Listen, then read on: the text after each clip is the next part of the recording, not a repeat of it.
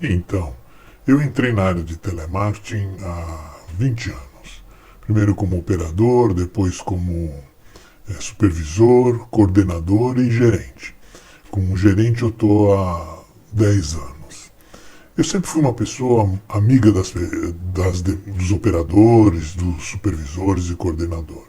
Sempre tive um carinho muito grande por eles. Eu comecei de baixo e eles também começaram de baixo e eu sei como é que funciona. É, nas minhas últimas férias, é, uma supervisora pediu para sair e aí eles não promoveram, como é o praxe da empresa, promoveram um operador para supervisor. Contrataram uma supervisora de mercado. Eu acho que aí foi o grande erro. Essa pessoa, embora experiente, muito ambiciosa, sempre quis muita pressa em querer subir. Acontece que sempre quando tem algum problema, nós somos uma empresa de telemarketing de suporte à tecnologia. E sempre quando tem algum problema, eu vou resolver, porque eu conheço profundamente os aplicativos da empresa. E aí, quando eu chego para resolver, eu tenho a mania, nunca mais vou fazer isso, mas eu tenho a mania de mexer nos ombros da pessoa, fazendo uma massagem enquanto eu observo qual é o problema na tela. Eu brinco que eu relaxo aí enquanto eu vejo o problema. E eu fiz isso várias vezes e faço isso em todo mundo. Nós somos mais de 200 pessoas. Eu faço isso em todo mundo.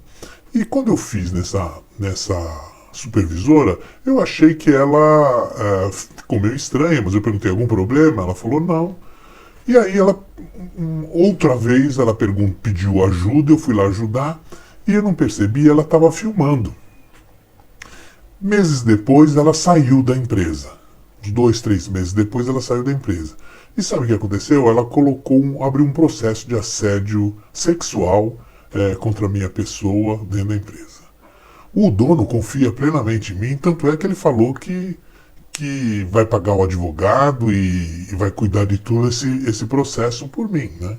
Porque ele confia em mim, ele sabe quais são as minhas intenções e que eu não fiz nada demais, eu simplesmente faço como eu faço com todo mundo. Mas sabe o que aconteceu? Eu perdi a vontade de trabalhar. Não quero mais trabalhar nesse setor, não.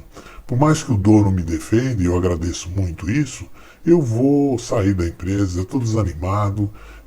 Essa atitude dela em filmar, em falar primeiro que estava tudo bem, depois filmar e abrir um processo de assédio sexual, é humilhante para mim, para minha família, para todos os demais. Eu não tenho mais condição de ficar.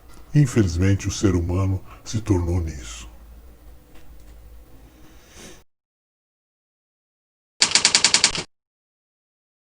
Olá, tudo bom? Então, esse é um caso complexo, né? Porque ele não é simplesmente você analisar do ponto de vista da moralidade ou da legalidade, que é a mesma coisa, mas analisar a intencionalidade. Do ponto de vista moral, a lei prevê que esse rapaz, esse gerente, ele foi imoral, né? Ele agiu de forma ilegal, ele não deveria ter tocado na pessoa, enfim. E por quê? Porque a lei prevê, não era assim antes, hoje é assim, e a lei prevê que isso é considerado assédio sexual. Mas do ponto de vista, então, do ponto de vista moral ou do ponto de vista legal, não tem o que dizer, não tem o que discutir. Isso está previsto na lei e ele tem que pagar pelo que ele fez de errado contra a lei, do que foi ilegal. Mas do ponto de vista ético, essa é a complexidade. A narrativa dele é uma narrativa de quem não tem uma intencionalidade nesse sentido de assédio sexual. Senão, como falei, a empresa já tinha tem 200 empregados, já deveria ter acontecido em outras circunstâncias, coisas parecidas, pois 200 empregados, o cara trabalhando há 20 anos lá, você acha que não ia aparecer? E nunca teve nenhuma denúncia em relação a isso. Então, do ponto de vista ético, o julgamento é precoce. Embora ele foi moral e legal, não dá para falar que ele foi antiético. Porque a ética, nesse caso e em demais casos, ela depende muito da intencionalidade das pessoas. qual era a intenção que estava por trás, independente do julgamento, do juízo de valor moral. Qual que é a intenção que estava por trás? É um caso que mostra que a empresa erra, e erra de que tipo? Ela deveria ter colocado, como eu sempre digo, um código de conduta, estabelecer os limites para as pessoas, treinar esse código de conduta, criar uma agenda ética, fazer com que as pessoas entendam o papel da ética numa sociedade, da ética e da moral, e como isso é importante para as futuras gerações. A empresa errou aí não fazer isso, e agora ela é conivente com esse erro e tem que pagar por isso também.